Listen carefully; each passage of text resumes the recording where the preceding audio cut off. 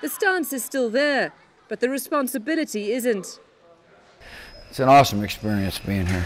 George W. Bush says he doesn't miss presidential life. He's like a moth to a candle. Happy here in rural Africa, fixing up this simple clinic. Yeah. And is it really good for you?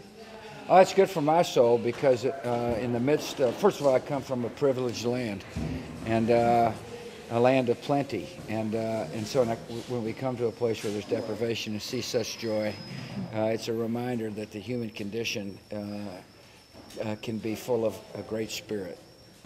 For 5 years, he says he's made a conscious effort to stay out of the limelight. Few speeches, no conferences, and no criticism of his successor. It's difficult, and a former president doesn't need to make it harder, as far as I'm concerned. Other presidents have taken different decisions. That's mine. Slowly, though, he says he's emerging, bringing attention to women's health issues a continent away.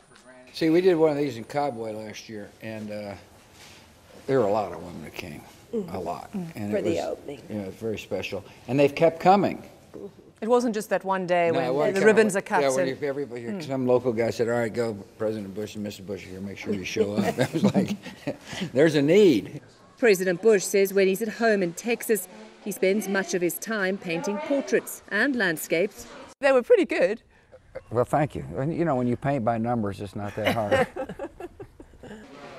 Here in Zambia, it's the clinic walls getting a fresh coat. In a way, it's quite spiritual, isn't it? When you know that a lot really of such is. good I mean, work it's is going to really be done in this wonderful. tiny little building.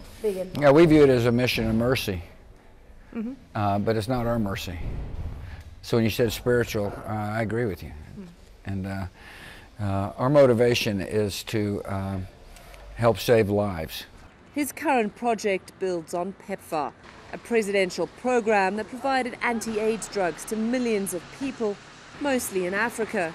There needed to be an impatience because thousands were dying, and kind of the world wasn't responding. And so I guess, I'm kind of an impatient guy. From an impatient president of a privileged land. Now a volunteer, still with steely-eyed focus, as he tries to find meaning away from the Oval Office.